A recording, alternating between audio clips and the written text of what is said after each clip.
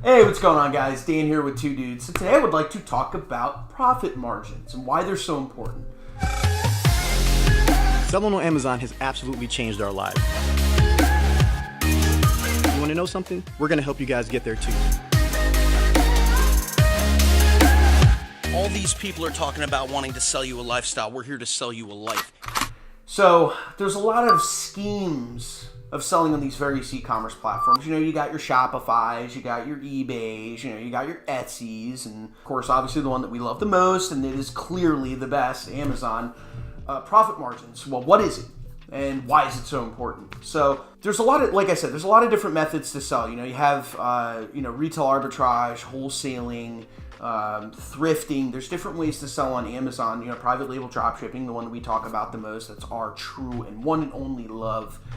But I can't say every single method of selling on every single site has trash profit margins. That wouldn't be a fair statement, and it's not a good way to start. Far and away, private label, has given us, kind of an insight of being able to control these things called profit margins, where we can literally double or triple or quadruple the amount of money we make over the cost of the product. And, this obviously makes Amazon happy because they take a portion of it, but it makes us tremendously happy because it helps us donate a little bit more of that profit margin to growing our stores each and every day, each and every month. And it helps, you if you wanted to get into it. So instead of sitting at that 3% profit margin, which a lot of schemes tend to have, selling on Amazon specifically, and having to control your profit margin with back-end stuff like, massive unlimited credit cards, credit on credit cards and cash back like 2 or 3%. If you got that Capital One Quicksilver, or your American Express or whatever, what have you, or Ebates and stuff like that, we can take advantage of every single one of those back-end methods, and you can too. But the most elasticity you have is on the front end. Being able to control the price of your product and then being able to reap the rewards when somebody is willing to pay for it. All right, so what is a profit margin? So, we've kind of gone into this a little bit before. So let's say, for instance, you sell a product for $100. You list it on Amazon and somebody buys it for $100. Let's say you get that product for $50 off of whatever supplier that you get it through. So you got, $50 right off the bat goes to you placing that product order. And let's include shipping and all that lovely stuff, right? Amazon's going to come in and take a certain percentage of it. Let's say 10%, whatever. It's obviously not that, but let's say, for instance, they take 10% of that. So they're going to take $10 off the top. So you've made $40. So at that point, you have taken away $40 away from selling a $100 product, right? That doesn't include if, the product goes on sale now, on, whatever your supplier is, right? And, Amazon does adjust from time to time how much they take from sellers on Amazon. But let's just say you take $40 away from that 100, you sell, a bunch of those a month, whatever. That right there is 40% of the of the cost of the product, but let's just say for the sale, you've made 40% off that $100, right? So your profit margin's sitting in that range. You can base that off of the actual sale of the product if you'd like. You paid $50 for something, sold it for $100 and made $40, but it's realistically better to base it off the gross sale, right? How much you sold the product for. So technically your profit margin would be 40% because $40 is 40% after your fees, product costs, Amazon's fees. And if this is assuming you're not running advertising. Advertising is a totally different piece, and you have to calculate it a little bit differently. And it really depends on, how much you're donating to it. We'll cover that in another video, but let's just say you make $40 off that product.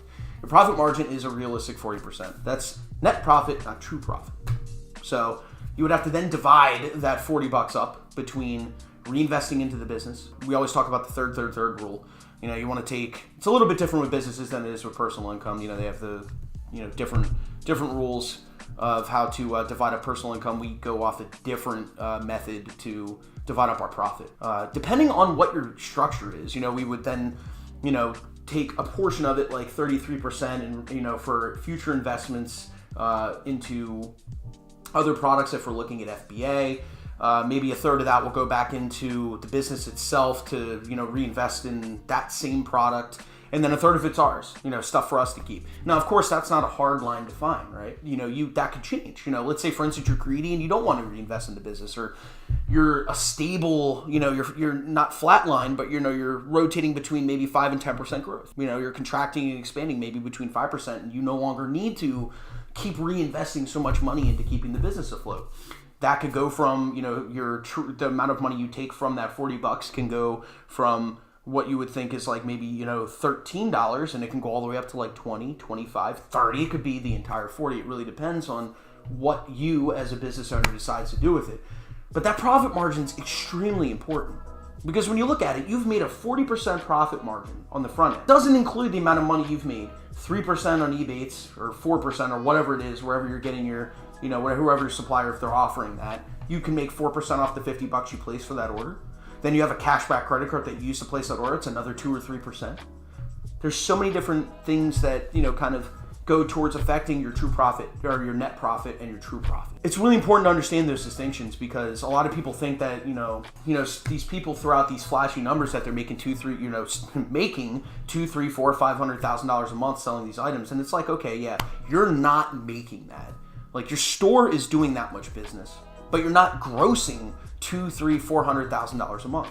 This is something that nobody really talks about. It's really important that you guys understand this distinction, because in order to make that much money, you then need to also have that much money, or at least close to it.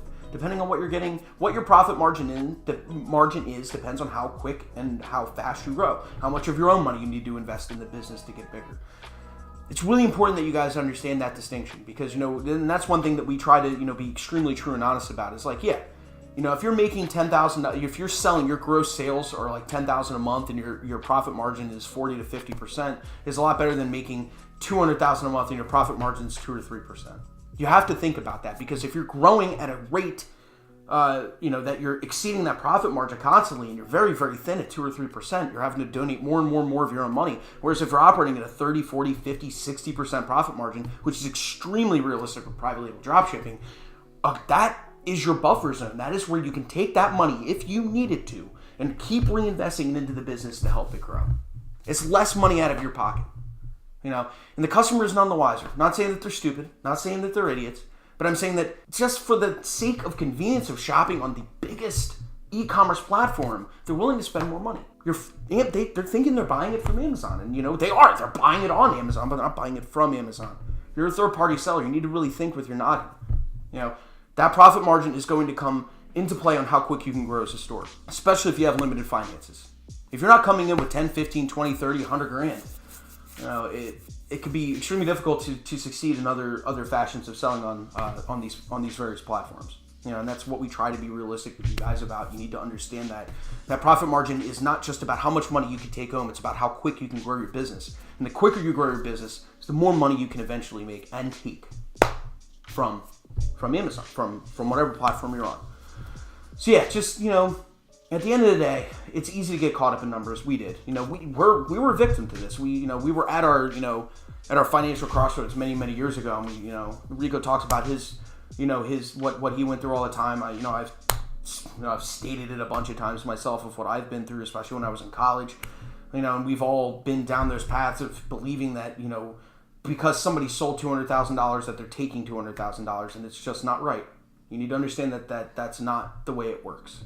Profit margin eventually will lead to how much you can take from the business, but more importantly, especially as an entrepreneur, it's how much you can reinvest into your business to grow quicker, to make more money in the long run. It's a lot better to reinvest the money in a $5,000 to $10,000 a month store, and then see it get to $25,000, $30,000, $40,000, $50,000 a month with those types of profit margins. Because at the end of the day, if you're taking 40% instead of 2% or 3% on the front end from a store, it's a much bigger difference. That's money in your pocket. It's money that you can use to invest in other things. It's money that can use to afford daycare. It's money that you can use to afford eating. It's a money that you can use to eventually quit your job and just do this full time. I mean, that's what you guys need to pay attention to. So again, comment below. If you guys have any questions about it, you always have our ear. You can just reach out to us. This is what we're here for. We're here to help you guys out, drop some of these knowledge bombs on you. But yeah, until the next video, I'll see you guys later.